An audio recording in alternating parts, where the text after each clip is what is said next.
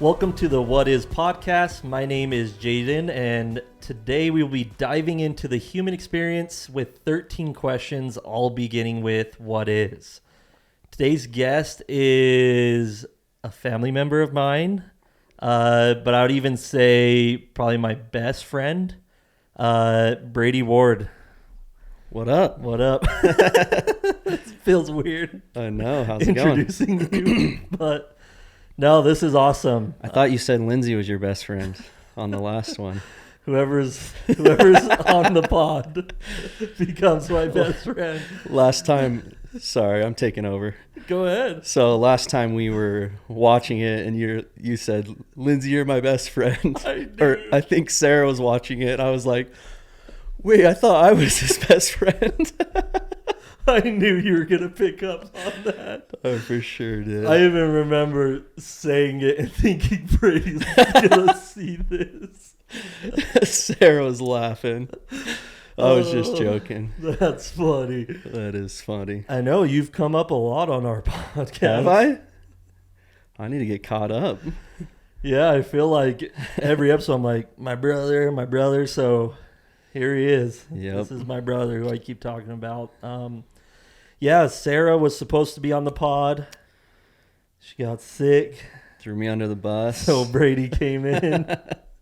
No, this will be awesome. I definitely wanted you as a guest at some point, and today's perfect. So, yeah. Well, should we dive right into it? Yeah. Okay. I don't even know what we're doing, but let's go. 13 questions. So, yeah, and I want this to be very conversational. I want you to just, you don't have to be super buttoned up, right? Yeah. This can be very casual. And it's more for me, honestly, and the listeners, right? Yeah. I wanted to do this series, and I said this on the last one with Taylor, that I did this because I want to go deeper with the relationships and those people around me, right? Because, I see you, talk to you every day, but it's I don't really ask you these deep questions, right? There's not really a setting for that. So I feel like this gives me an opportunity to learn and just understand your experience even more. So, cool. Okay, let's dive into the first question, which is, what is a book that has profoundly changed your perspective? Wow. So this one's going to be a funny one. Uh-oh. Because it's not typically a book I would read / listen to. Okay. I'm intrigued. So I'm not a big reader, but I do. If they're books that need to be read, I'll read them. But if not, then I'll just listen to them on Audible. But most of my book selection over the last 10 years has been business, entrepreneurship, self-help, motivation. That's basically all I listen to. Same. Anyways, I had an epiphany the other day when I was talking to my neighbor. His 7-year-old son. We were on a walk I was on a walk with Cohen, and he had a little ball in his hand, and the kid was like, "Oh, that's a quaffle." I'm like, "A quaffle? What the freak's a quaffle?" What is a quaffle? And he was dressed up like Harry Potter, and they're like, "Oh, it's Harry Potter stuff. He's been listening to the Harry Potter books." And I was like, "Hey, maybe I should listen to Harry Potter." Which is crazy to me. I'm because literally I don't listen to any fiction. It's all just, improvement, business, all that stuff. So, but as a kid, I hated reading books. But the one book I did read as a kid, I remember in 6th grade, was the Harry Potter books. Oh, wow. And then, I think I read the first 2 to 3 and then listened to the rest on tape, probably back then. I can't remember if it was tape or CD, but yeah, over the last couple months, I've been re-listening through Audible to the Harry Potter books. How's the narrator? It's awesome. Really? So the question was to have a perspective change, right? Yeah. So I've always kind of felt like all of my free time needed to be towards improvement. And to be honest, a lot of times you can kind of overload yourself with too much. Yes. I'm not there. I'm not to the point where I want to be. I'm not good enough. So you're all, that's not, I don't feel that way, but you kind of start to feel that way when you do too much of, I'm not where I want to be. And so it's been weird. As I've been listening to it, so I'll usually listen to it as I drive to the gym and home from work. And what it's done is it's taken, usually especially right now, work's pretty stressful. Like it's super busy, which is good, but you do need those times where you can like relax and not always be in self-improvement, in the grind mindset. What can I fix? So it's actually been super awesome because it's allowed my mind to kind of just go back to sixth grade Brady and just freaking chill and listen. So it's kind of a funny one. That's but awesome. It's like, I usually wouldn't do it, but yeah, for some reason I figured I'd try it out, and it's been awesome. I've loved it. So yeah, I think it is important to tune out. I don't know if that's the right word. Yeah.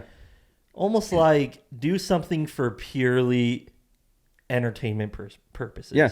Right. Or purely just because of intrigue. Yeah. Right. I think, and it's funny you brought that up because that's literally the exact words I used on our last podcast is I'm kind of at a point where I don't want to read any more self-help, marketing books. Yeah. Right. I'm almost tapped out on that stuff. And I feel like I do need to open this world, because that's what happens when you listen to these books is it takes you out of this world. Yeah. In a way, right? Yep. It puts you in the world of Harry Potter where you're able to, not that you're trying to escape, but you're able to just go into that. Yeah. Right. And picture it and because the books obviously are more in depth than the movies. Yeah. So I'm sure it's cool for you to oh, I didn't even know that specific thing. Yeah. No, it has been cool because I think I'm on the 3rd book right now. Wow. And so what I've been doing is I've been reading / listening to the book and then watching the movie. Do you watch it right after finishing? Yeah. Really? Yep. Yeah. That's so cool. It's been really fun, but yeah, it's been a really good decompression of the day. Mm-hmm. Or, if I'm stressed about something, instead of just being stressed about it, I have something else I can listen to that it's almost like a meditation. Yeah. You know what I mean? It's honestly been great for my mental health. It's been awesome. That's so cool. Who would have thought? Yeah, not a normal one, but yeah, I love it. Honestly, I'm already thinking about how sad I'm going to be when I get through all the book. When you finish it. It's going to still take me a minute, but yeah, I think there is magic to be cheesy in those type of books. Yeah. Like Lord of the Rings and Hunger Games, and you just are able to just almost engulf yourself in that, right? Yeah, and I feel like I've been almost too serious. I never played video games. I never, I always felt you have changed in that way. Any free time I had, I felt needed to be just go, which I still am. I don't typically take naps. I don't, because I just feel like it's a waste, and I should always. Yeah. I've always had this feeling that I should be doing more, but I've realized that sometimes you shouldn't always be doing more. You should be doing less sometimes. Yeah. And not wasting time, but finding those periods where you can meditate or listen to a book you wouldn't normally listen to for purely entertainment, decompression. So it's been awesome. Yeah, I think that's profound. Yeah. It's really cool. Honestly. Yeah. I'm going to do that. Yeah. I'm going to find a book that's not, here's how to market better, here's how to do business. I need to do that. I've come to that decision of I need something outside of improvement. And honestly, it's probably replaced music in those time periods, because it's usually just when I'm driving is when I'll listen to it. And so, I typically would probably listen to music or a podcast, but it's I'm finding more enjoyment in listening to this book than to listening to music, which sometimes can make your brain just oh yeah. Unless it's reggae, I'm I can listen to reggae all day, but hip hops, other music can sometimes just make your your head spin when you listen to too much of it. So yeah, it almost creates too much of an emotion. Yeah. It's weird. Yep. So it's, the listening to Harry Potter has been a replacement for just, music. So it's not a waste of time. It's been amazing. Yeah, so that's so awesome. I recommend it. Yep. Okay. Next question. What is one principle that you will never compromise on? One principle I'll never compromise on. Yep. I would probably say, sorry, I don't have a pre-thought in my head on this, but I would say a principle to me that I value super highly is honesty and truthfulness. I was going to say. And I've always had a hard time lying. Not that I've never lied, because I'm not perfect, but I'm a terrible liar. And I think I'm a terrible liar because I just know that like being honest and truthful is probably the better outcome. Yeah. And so I have a hard time, especially in business, doing business with people who aren't honest. And it's not even like dishonest people, but it's even people that like just can't tell the truth. Like they tell choose, the full truth. Yeah, they choose to tell a white lie, or they choose to like not be completely honest. Yeah. Because the hard thing with it is like, if you don't have full honesty, how can you're making decisions based off of the inputs that you're getting, right? And so if you're not getting the correct or honest inputs, your decisions are. Yeah. How do you and when someone is known to lie, you can't really trust that the inputs are correct, if that makes sense. Yeah.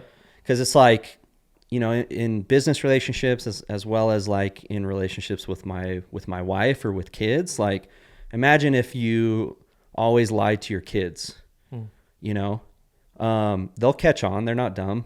And then they won't trust you as a parent, or same thing with your wife or spouse. Yeah. You know what I mean? So yeah, I mean, it's a blessing and a curse, because Sarah knows when I'm, you can't hide. I know that I can't lie to her. So I'll usually there's no lying in our relationship. Yeah. I think, and that's what I was going to say. I wasn't sure which one you would say as far as a principle that you would never compromise on, but I was going to say to you, I know that that's the most important thing, is like, if you can't trust someone, the relationship's not going to progress. Yeah. Right. Because then you're like, I don't even know what I'm getting with this person. Right. There's time periods where I'm like, should I lie about this? To avoid the conflict or the issue. But I always come back to like, no, like it'll be way better. Because what if I get caught? Or what if I like destroy the trust that I hold so highly in my relationships? It's like, it'd be better just to tell the truth and say it how it is, or if you make a mistake, own up to it. Yeah. I feel like the outcome's always the best, because there's plenty of people that, I've done business with or, been around that I'm just like, dude, if I can't trust you, I can't even be friends with you. I don't even want to be friends with people that I can't trust. Yeah. So cool. That's a really good one.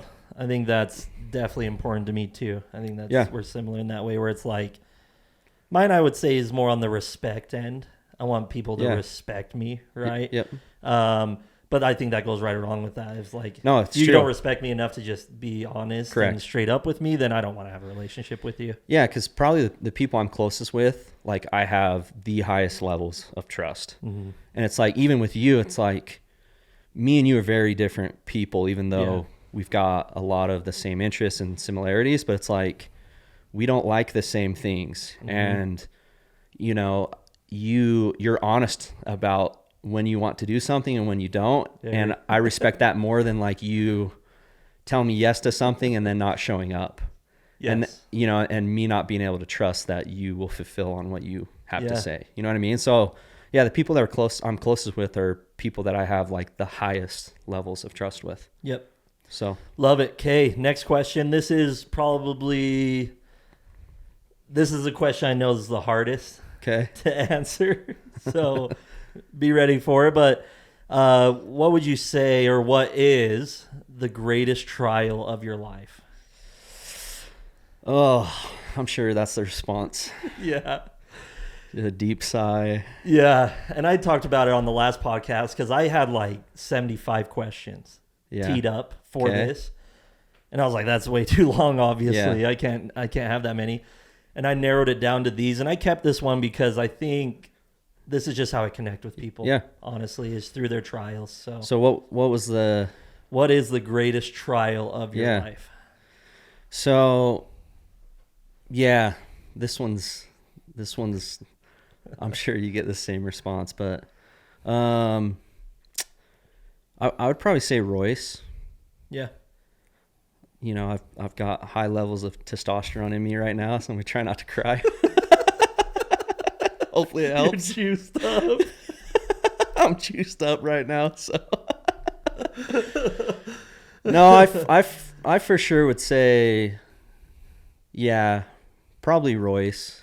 You know, I've gone through several different trials. Like, you know, our mom and dad got divorced while I was on my mission. Yeah, that was crazy. Coming home was hard because it was completely different reality than when I left on my mission.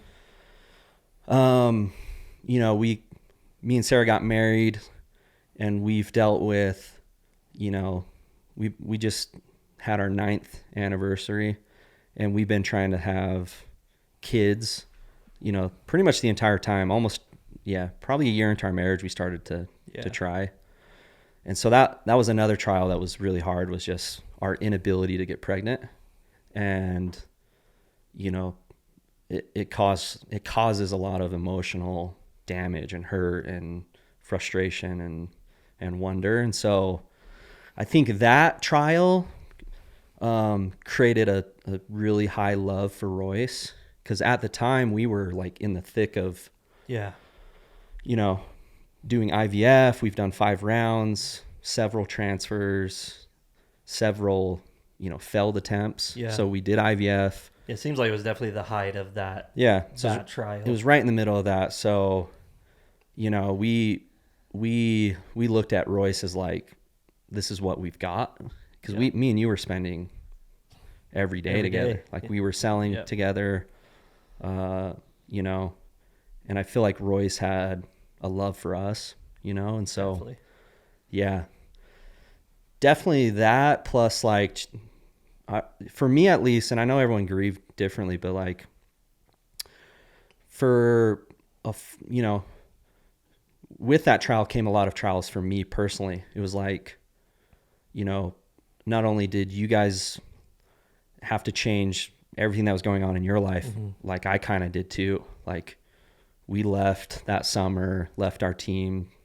You know, work got really weird for me. Yeah. You know, and again, it goes back to trust. Like people that I thought I trusted that should have been there to help out during those times didn't. And so, you know, that trust was broken. Yep. Yeah, I just remember for a full year after that, like I would, you know, I thought Sarah would be the one that went through like the emotional side of it, but it was honestly me. And even I felt stupid because you and Lindsay were like not thriving, but like you guys were headed in a great direction. Like, you know, at least you guys handled it really, really well. And I feel like a lot of people look up to you for that. So, and at the time I was like just freaking worthless. Like I remember I couldn't function for a full year. I couldn't get myself to do anything. I couldn't, you know, I was just so sad about the whole situation. And I was so angry with Heavenly Father, you know? And so you can ask Sarah and she'll probably tell you, but like, I was a freaking mess. I would literally just sit in the bathroom and just cry. So right at the year mark of the event, it was like a weight was just lifted off of me. It was weird. And I felt like it was literally like the day of the event at the year mark. I just kind of like, a weight was lifted off me and I kind of snapped out of it and just said, okay, like it's been a year, you know, time to quit crying in the bathroom. So yeah, that was it. But yeah, yeah, it's weird because every trial I've gone through, I've tried to look for the good, and it's probably a bad thing to say, but it's like, you know, what I'm grateful for through that trial is that like it's given me a new perspective on work, on family life, Yep. you know, on my relationship with our son, Cohen. Mm-hmm. It's like all these little things, not being able to have kids, what we went through with Royce has created like such a greater love for Cohen than I ever could imagine. And so, and I feel like because I loved Royce so much, it, like when we chose to adopt, I didn't have any doubts that I would be able to love, you know, Cohen the same way as if he was biologically our son. You know what I mean? So it created a lot of really good and sweet experiences that, you know, have been brought to my life because of that. So yeah, super grateful for Royce. Yeah. Beautifully said, man. Yeah. That's awesome. Yeah. And I think, like, obviously we were still intertwined in our lives during that time, but I felt like I was so close to it that it was hard for me to see the extent of maybe what you were going through. Yeah. If that makes sense. No. Like, looking back, I'm like, dang, yeah, Brady was like in a bad place, you know, but at the time I didn't see it as that. Which is fine. Yeah, that's totally fine. But it was one of the hard things that I had to go through at that time was like, Royce wasn't my son, but, and so, you know, we didn't get the same, which is totally fine, but it's like, it was a hard thing because it was like, it affected my life a ton, and no one really like could see that perspective, which is totally fine. But it was hard because it was like, you know, work didn't really care. That was the issue. The people that should have stepped up and got you through that didn't. Yeah. You know, and I think like people stepped up for us. They did, you know, as far as like, you know, you guys did the GoFundMe and like, you know, Todd Peterson, you know, stepped up, but there really truly wasn't that for you, right? Where there wasn't that help me get through this. Yeah. And I think that's partially what caused maybe that of like, you didn't have a way out. Yeah, no, I didn't. And, but again, I look back and I'm grateful for everything outside of what happened with Royce, like everything that happened, because it's kind of shaped where I'm at today, you know. And again, it's helped me to have a greater love for my family, to not stress so much about work that like, you know, because it's not things with work and money and, you know, those aren't the worst things that can happen. You know, like we kind of went through that, you know, and it like something like that with Cohen would be the absolute worst. And so, yeah, when there's other trials and other things going on in life right now, it's kind of like, like I'll figure it out. Yeah. So it's given me that perspective of like, at least I'm not where I was in 2018. Like I feel so grateful to not feel that way. You know what I mean? So me too. Yeah. Yeah. I would say, the perspective is definitely, if you want to pull a positive, I think that's a huge one. Cause even for me, like it's funny you bring that up, but like, I think it was yesterday I said to Lindsay, like we could literally lose everything, our house, cars, and it wouldn't bother me. No. At all. No, as long as I have Fletcher. Still had Fletcher and Lindsay, like those things don't matter, truly. They don't matter. And I feel like that's one perspective that I gained through that experience is like, you know, to be honest, I didn't give a crap about work at that point. Same. Yeah. Like, which was good and bad. Yeah. Which, you know, ended up creating issues, but it's like, in the end, it doesn't matter. You know what I mean? What matters is family and your relationships with them and the experiences, and like, you know, I'm like so grateful for the time we had with Royce. Same. Which is weird. Like I feel like we had so much time with him. Yeah. It is crazy looking back.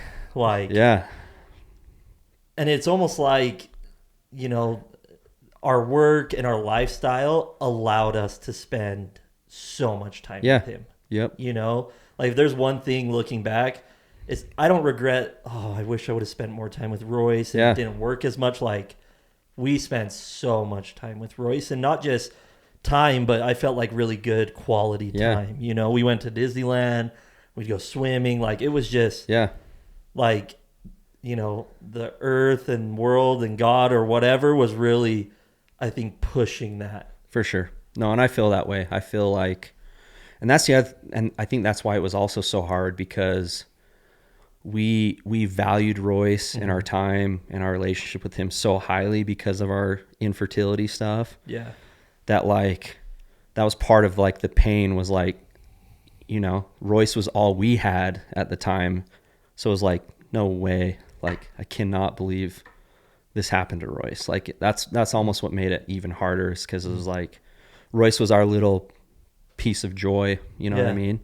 Like, I used to, I'm not as good at it anymore, but I used to journal, and I would, you know, write down things I was grateful for. And I remember after Royce passed away that I went back through and looked at a bunch of my journal entries, and it's pretty amazing, like, how many times I wrote I was grateful for Royce, you know, before it happened. So yeah, that was hard, but man, thank goodness we're not in that. Yeah. You know, even though we're still dealing with it, you know, but yeah, I'm super grateful for you guys, and for Royce, and for Fletcher. Yeah. Like, Fletcher's he's awesome. I remember when you guys, that was like another thing that helped me like get through that. Was like when you guys told me at Chili's Lindsay was pregnant again, I was like, it was crazy. It was such a relief. Yeah. Because it's such a hard thing to navigate, like, with your situation. Yeah. Right? It's like, we wanted to make sure that we were as sensitive as we could be. Yeah. Right? Like, we didn't want to just blast it on social media. We're pregnant. We didn't want to, hey, text you. Like, we knew it was important for us to sit down with you guys and say, hey, we're pregnant. Yep. And I was like, you know, I get it. Like, I was like, if they're not stoked, like, I don't blame them, you know? No, we couldn't have been more stoked. Yeah, you were like, no freaking way. Yeah, because for me, it was like, hey, God's real. Yeah. He cares about us. He cares about Jaden and Lindsay. Like, it just felt like that. It felt like, you know, in some way God was giving back. Yeah. You know what I mean? So. Yeah, I feel like that was kind of a turning point. Yeah. Like, once we were pregnant with Fletcher, it was like a huge weight. Yeah. Honestly came off. Yeah. Because we knew that there was some light. Yes. Some hope. Yeah, because Fletcher's been such a blessing to you guys. He saved us. So. Okay. Yeah. Thanks, dude. We made it. Yeah, love you, man. I was scared. I know. Thank goodness. Like, this is going to be rough. But I'm an old man. No, we navigated that well. So, next one is, what is a quote that has benefited you? Oh, man. A quote. If you ain't first, you're last. Just kidding.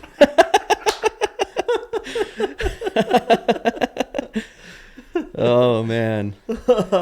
So, I should probably go to this one more. Okay.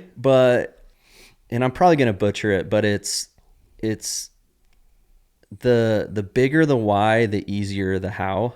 And so, and what I mean by I should go to that more is it is hard to a lot of times keep the why in front of everything else, right? Yeah. Like, sometimes you lose sight. Yeah, you lose sight and you get busy and you start to stress about just dumb things instead of like, what's the bigger reason of all this? And that's what I mean by, like, with Royce, it helped me to have a bigger perspective. Like, my why changed, and my why was bigger than work. You know what I mean? Yep. And so yeah, I think, you know, me journaling, and again, I need to be better at it, but it was like, that kept my why and my perspective in the right place. So it allowed me to just work harder when I needed to do it and dig through the times that were hard. So I would say that's probably a quote that I love. That's great. Yeah. No, I love that. That's what it's all about. Yeah. Figuring out your why, and then, like you said, then the rest just comes. Yeah. Right? Yep. It's just a consequence of it. What is one small action people can take daily to increase their happiness? Something that someone can hear on this podcast and literally implement tomorrow. Yeah. So probably golf.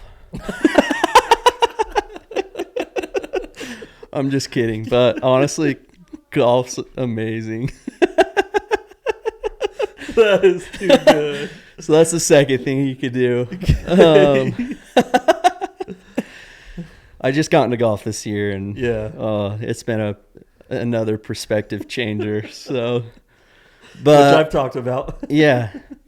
Honestly, like, so I'm LDS, and in this last conference, there was a quote that I loved. Okay. So we're going back to quotes. Yeah.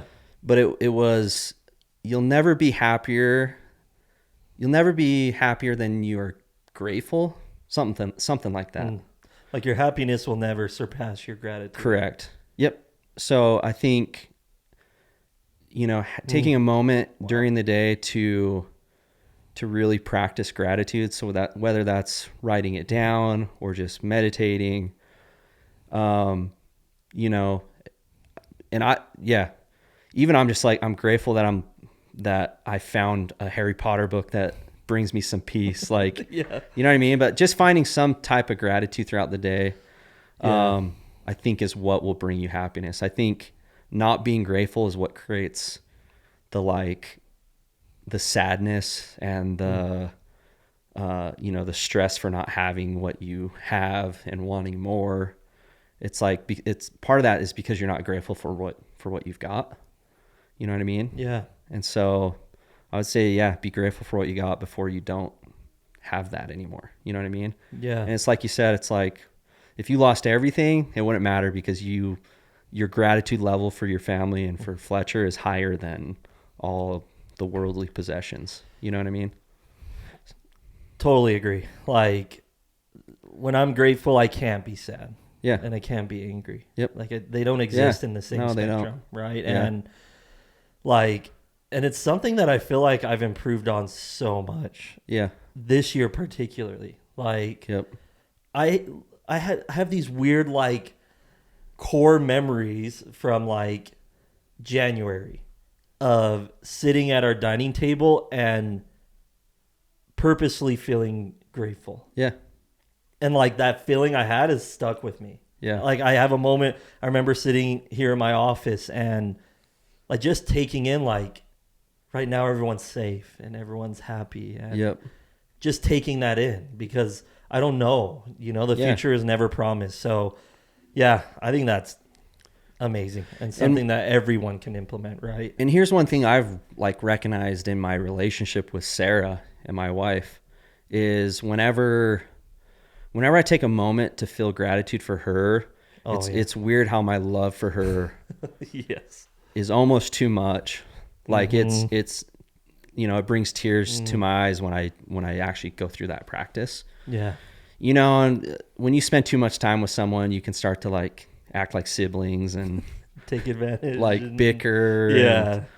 And, but as I'm sitting here thinking about this, the times that I've in private practiced gratitude, especially for my wife and for Cohen, our son, it's crazy how much you can kind of change your love for them.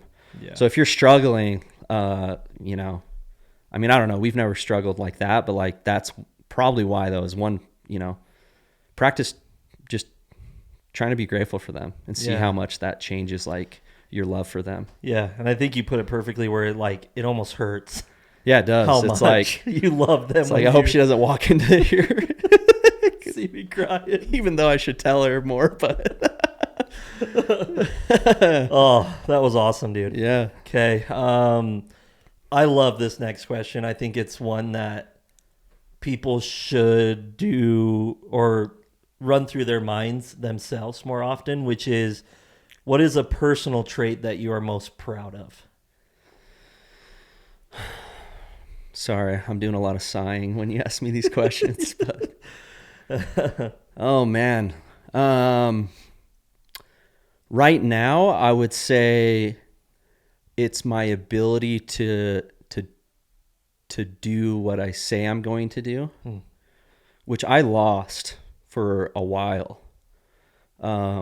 Like 10 years ago, I did fitness shows, and, you know, never thought I would lose my love for the gym or for working out, you know. And then after I was done doing those, I slowly started to put on weight, you know, and I kept telling myself, oh, you know, this is easy. Like, as soon as I want to turn this around, I will.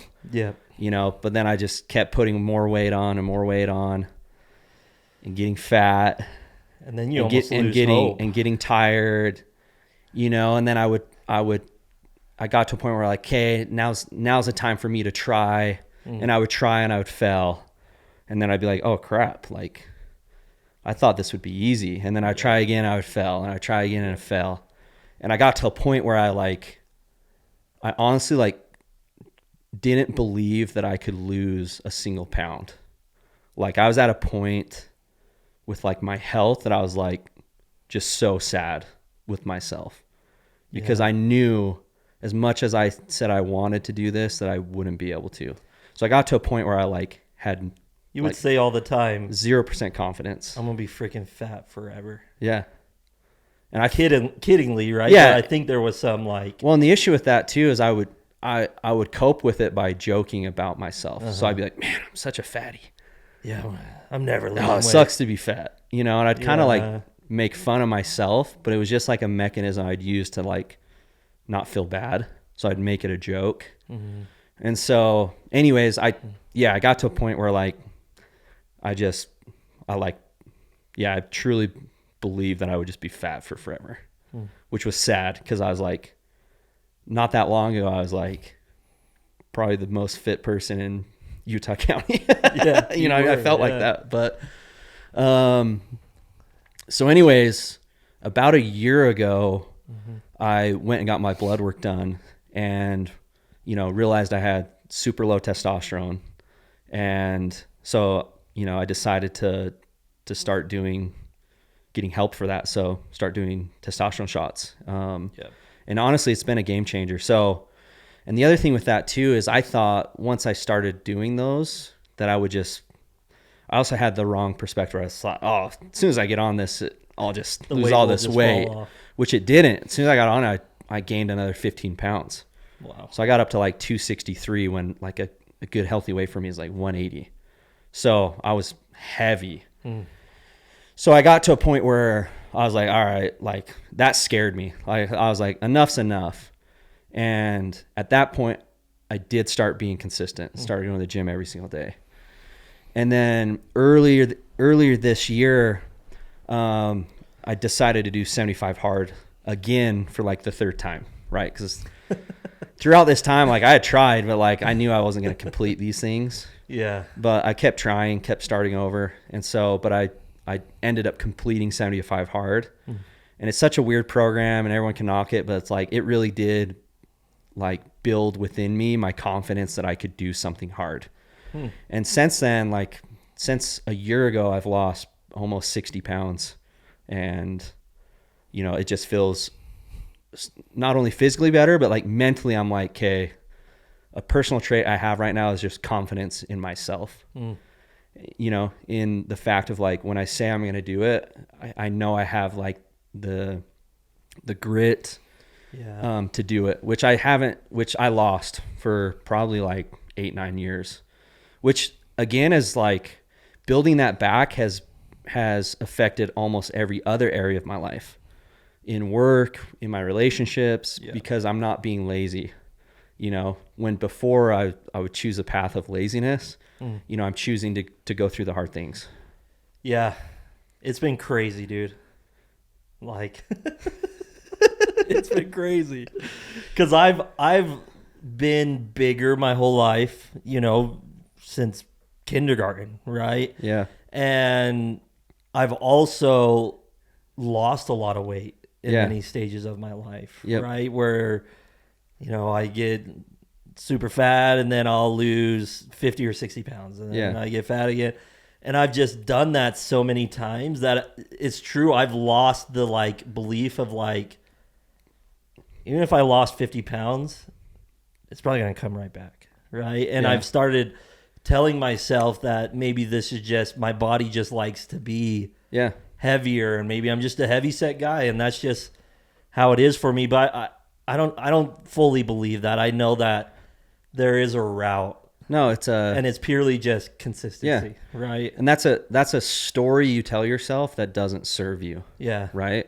And that's what I was doing. I was telling myself, you're fat, you're going to be fat for forever. You can't do this. But what like made you cuz I've had these paradigm shifts, right? Yeah. Like I would say a big paradigm shift for me was I never thought I could give up dairy, even though it was ruining my life, right? And like making it hard to live. Like, because I'm so allergic to it, but I was just like, it is what it is, right? Yeah. And, like, I can't even pinpoint the moment that I was like, I'm done with dairy. Yeah. I can't do this anymore. It just, like, happened. Yeah. And I feel like I'm almost waiting for that to happen again with my weight, right? Like, you know, I'm still down probably 30 pounds, but I've got, like, probably another 50 or 60 I could lose, right? And I need something to, like, switch, right? For me, this is what it was. Because I'd done fitness shows, you know, I felt like I didn't need the help. And so I was always kind of like, this is easy for me. I'll just do it when I decide to do it. And I almost felt embarrassed to ask for help because I was at a point where I didn't, you know, there was at one point in life I felt like I didn't need help. And so, I felt embarrassed to ask for help, but I finally just got to a point where I was like, I don't care about the embarrassment anymore. Like, to me, it's more important that I actually like fulfill on this want. And so I think it was probably around December, I hired a coach. And for me, that was enough because I was sending him pictures, you know, progress pictures once a week. And you don't want to send him. And the pain of like not losing weight that week and sending my fat body pictures to him was like enough pain and embarrassment for me to actually like start to lose weight. So it wasn't, so I guess the issue is like, I didn't have the accountability that I needed throughout that whole time because I kept telling myself stories that didn't serve me. And so I would just bail because there wasn't anyone to hold me accountable, you know? And it's funny because I get mad at Sarah all the time. So I'm like, why'd you let me get that fat? Like, because I love you. I'm like, no, I wish you like shamed me because I needed the accountability. You needed someone to say, I needed like, fat. I don't want you to love me fat. So I would say, for me, it was like creating the accountability partner. And that's like what kind of kickstarted it. Like, cause I'd done this over and over where I'm like, all right, you know, I have like 1 million day one progress photos, you know, I'm like, all right, today's the day I'm going to do this. And then like 3 days later, I'm eating freaking cake or something. And it's like, oh yeah, we'll start next Monday. Yeah. So I think just having the accountability partner is what was huge for me. And it honestly was embarrassing to do that because the guy that I hired, the day that I met him was the morning of my last fitness show in Vegas. So it was like he saw when I met him, I was the most fit that I'd ever been doing like a fitness show. So it was like the most fit I could ever be. And I'm sending him these photos and I'm like, damn, I can't believe I've let myself get here. You know, I had like a nasty beard and mullet and just like the biggest belly. Like, so it created enough embarrassment that I'm like, okay, I'm actually going to do this. Yeah. So that's what I'd recommend is like, you gotta do something different. And that's probably, you need to get someone to hold you accountable. Cool. And that was pretty much it. Like, that's all I needed. There wasn't much more. Always the simple things. Yeah. You know, like I overcomplicate things. Yeah. That's my issue. Yeah. Right. I overcomplicate it and it makes it hard to jump back in. Yeah. You know? Well, and you'll avoid the accountability partner because you'll tell yourself a lie of like, I can do it without one. But you know deep down that if you have one, it's going to be harder and you'll probably stick to it and that scares you. Yeah, for sure. Because you actually have to fulfill on the work. Yep. And so I finally just got to a point where I overcame that, and it was like, whatever, we're doing this. So awesome, dude. Yeah. So great. I feel great. So I'm next. Yeah, let's go. Okay. I'll be your accountability partner. No, thanks. Okay, these next questions, we don't have to get like super deep, but more so just curious. What is your approach to finding rest? Rest? Mm-hmm. I feel like we covered this, but I would just say, before I never felt like I should rest. I never felt like, I just never felt like I should. I felt like I should always be going. So it's find a book that's not personal progress that you like. I bought an Xbox a couple years ago. I don't play it anymore, but like, when I get home from work, I'd play it for a little bit. Yeah. For me right now, it's probably golf. Yeah. It's not really rest, but it does rest my mind. Like when I'm on the golf course, I'm not worried about work. I'm not worried about really anything. I'm worried about, not chunking a shot. And it's like, it's actually been really addicting because it's, it takes me, it makes me focus in on this one thing, which I enjoy. And I'm not thinking about all the other stuff. So for me, golf is restful right now. Cool. So it's Love been it. awesome. What is a moment in your life where you experienced pure joy? So probably when we got sealed to Cohen. Yeah. You were there. Yep. So I'll try to make this quick, but like he was asleep. So we're in and I was holding him. Yeah. So we're in the sealing room. We're all in there like waiting for him to be brought in. And I had asked you if you could bring him in. Mm-hmm. So he was asleep when you brought him in, and the room's full of people. We're there, me and Sarah, and he like wakes up as you get to us, and he just kind of wakes up and, just has this look on his face. He looks around and he like looks at everyone, just brings like the biggest smile he could. Yeah. And I couldn't see him because I was holding him, but everyone was. But he wakes up and he's just like, wow, like look at all these people, and he just smiles so big. Yep. And the spirit was definitely there, and the whole time he was super attentive to like the sealer that was doing the sealing, and so it was just a really peaceful, like super grateful moment that we're being sealed to him, and we can be a family for forever, and it's just that's a moment of pure joy. It was perfect. I can't it was so perfect that it was weird. Like afterwards, I was like, that was so remember you were weird. Like speechless. Yeah, it was just like one of those moments where I'm like, I cannot deny that was a gift from God. Mm-hmm. You know what I mean? Yeah. That moment together as a family. So. Yeah. Love it, dude. Yeah. I remember that. That was cool. Yeah, super cool. I love this next question too, which is, what is the current chapter of your life titled and why? Titled? Yeah. Probably growth. Oh, okay. You feel like you're in a growth stage? Yeah, I wouldn't say like growth how you would like think of it initially. Growth like you're just killing it. Yeah. Growth for me would be like stepping outside of like comfort is where I'm at. So it'd be like growth as in losing weight. It's taken a lot of, stepping outside of my comfort zone. And it's the same thing with work. Like we're going through a lot of stuff right now that I would say I'm growing a ton as a business owner and as an entrepreneur. You know what I mean? We've got a 2-year-old. So like he's crazy right now. Yeah. And so Sarah took a girls trip, a couple weeks ago that I watched Cohen by myself for the first time, and like there was a lot of growth in those moments. So a lot of uncomfortable. So I would just say growth, like, man, it's like, it's super uncomfortable right now, but like, I'm so grateful for it. And I feel like I'm growing as a a person, as a husband, as a business leader, as a, yeah. So I'd say growth. Cool. Love that. Yeah. Yeah. I definitely, I don't know. It just feels interesting right now. Yeah.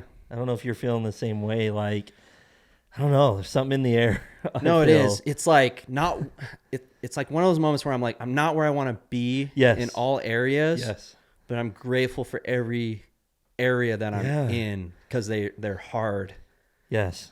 And it's not comfortable, which is forcing change in my life. Yeah. You know what I mean? And so, yeah, I'm grateful to not be comfortable right now. Yeah. Yeah.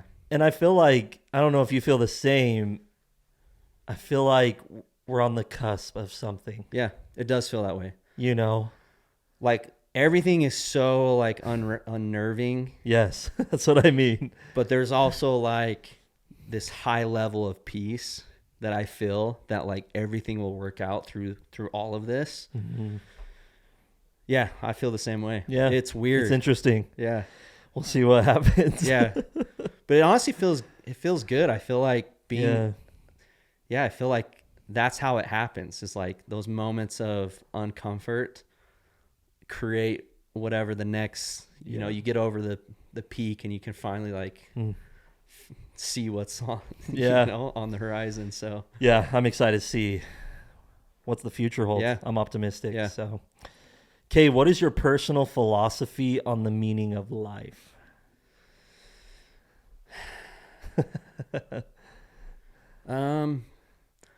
I would say be a good husband. Yeah.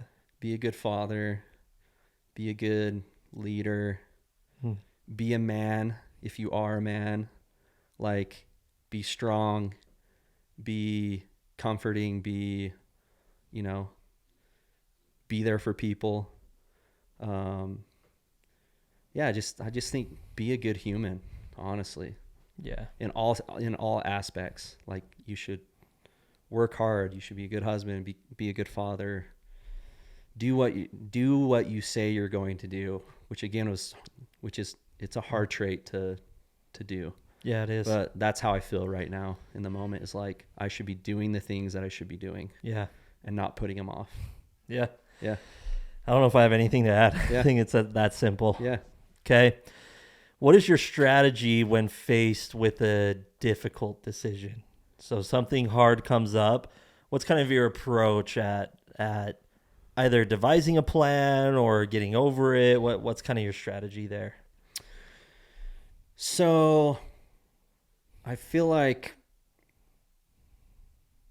first thing you should do is probably take a breather. Yeah, like that is huge. Like, take a step back, because I feel like sometimes you can just get too much in your head and get too stressed out about it to where you can't make a decision because you're just overwhelmed. And so I'd say take a step back, gather as much intel or information as you can, and then make the best decision that you can with the information that you have. Yeah. And then trust. And then if you need to pivot, like, there's a mentor of mine that, you know, that I respect super highly. And, you know, one thing that he has said lately is like, there are no absolutes. Mm-hmm. And I feel like sometimes people are too scared to make a decision because they think it's an absolute decision, which some are, right? But most decisions you make, they're probably going to be pivot points within those, you know, within that decision. So I would just say, you know, there are no absolutes, but like, make the best decision you can with the information that you have. Yeah. And try to take out as much of the emotional. There should be emotion, but sometimes emotion can play too much of a role. So I think taking a step back and getting grounded, getting grateful, you know what I mean, will probably help you make a better decision. Yeah, I think that's important. I think the first part of like, take a deep breath. Yeah. Like, you're in the thick of it and you start making stupid decisions. I feel like, you know, when you're just, you know, it's the end of the world type mentality. And something that I've like realized since we've gone through so many of those, where I'm like, we're freaking screwed, or Yeah. I'm done, dude. Like, Oh, yeah. and then somehow you figure it out, you know? And it's like, it's actually built my confidence of like, no matter that what comes our way, we'll figure it out. Yeah. There's always a way out. It's crazy. Like you just adapt, and it's just a human trait. I think of you're able to adapt to whatever situation you're put in. Yeah. And I think the best thing you can do sometimes is just do. Yeah. Like, because there's been a lot of times where I'm like, you just don't make the decision, which is a decision. Yeah. And, you know, a lot of people just wait too long and they don't take action. And then, you know, that's kind of the decision where it would have been better to make, you know, they're too scared about the outcome of something. And so they don't do it, when doing is the best thing you could do, because it's going to get you more information, right? Yeah. There's been plenty of times where I've like had to do something in my life. I did it. It changed my perspective, and like something, you pivot at that point, but it at least gives you that information. Like you take the action first, and then you can pivot later. But sometimes like just not doing anything is bad. Yeah. That's usually how I approach it, honestly, is I get into a state of like paralyzation of fear. Yeah. It's just a fear tactic, right? Where I'm just like, I don't know what my next move is, so I'm not going to make a move, right? And there's not a move that is clear. But this year I feel like I've taken some risks and like made some moves that like I'm proud of, you know, where I didn't know how it was going to turn out, right? Which, like, you know, some of the things that you've done, you took a step forward and then pivoted. Totally. So it wasn't an absolute decision. It was a decision that allowed you to move forward. You got new information, and then you pivoted to maybe a slight change or something new. Yep. But doing nothing, you would have never known that. Right. Yeah. And so yeah, there are no absolutes. There's no one perfect way to do something. So just doing it will get you closer to whatever that is. Cool. What is the role of love in your life? What role does it play? I don't know. I feel like that's probably one of my traits that I lack, is showing love. Why is that? Where does that come from? I don't know. I think it's probably because I know that I'm emotional.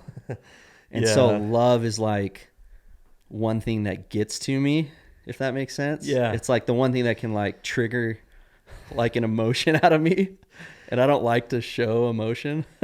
Yeah, because like I've obviously experienced love from you, and like I know you're very loving and have a huge heart, but people might think you're closed. Yeah. You know, like, oh, he doesn't really open up, you know? Yeah, I don't know. It's hard because like I feel like I do show love to people, but like a lot of times they don't think that.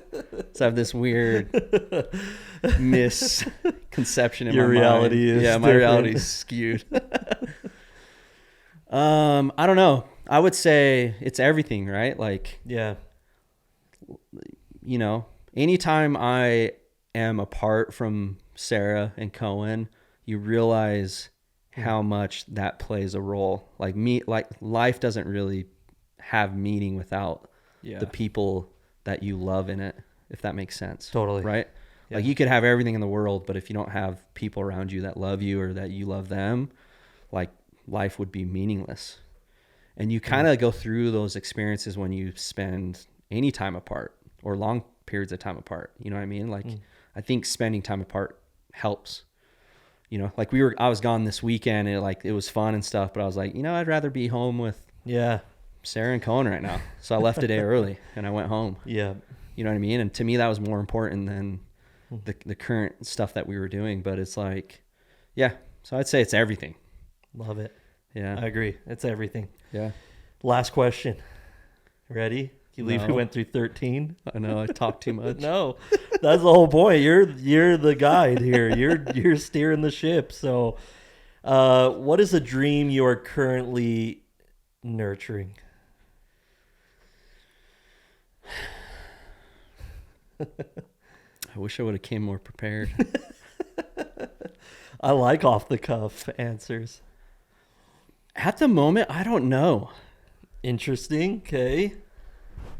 Like, you don't know what the dream is, yeah, or like you don't know how you're nurturing even it. yesterday, I was thinking, like, a lot of stuff we've talked about today is like, I feel like I need to put my why. I need to take the time to figure out what that is at the moment. Like, I feel like I'm in a weird spot where I'm like, I don't really know what that is. I'm actually pretty content, which is weird. Like, I'm in this moment where I'm like, I'm grateful for everything that's coming at me right now. Like, everything that's hard, everything that's easy, all the joy, all the like sadness. It's like, I'm kind of like, I don't feel any urgency right now to get to a dream. There's no end goal right now. No, which is like, again, a weird spot. Cause I feel like before is always like, man, I gotta be here. I gotta be there. I gotta do this. I gotta do that. It's like, so I feel like I need to take some time to figure out, cause I do feel like having those things is important. Yeah. You know, having something to strive for, but I also feel like it's also not a bad spot that I'm in where I'm yeah, I don't think so. I feel content with everything that's not with where I'm at, but like everything that's coming at me. Yeah. If that makes sense. Like everything that I'm going through is you're in the moment, I think. Yeah. You know, which is honestly probably why I'm not stressing about what's next or what's what's in the future. So I'm not thinking about the past. I don't care about it. I'm really just focused on what are the controllables right now. Yeah. So yeah, I don't know.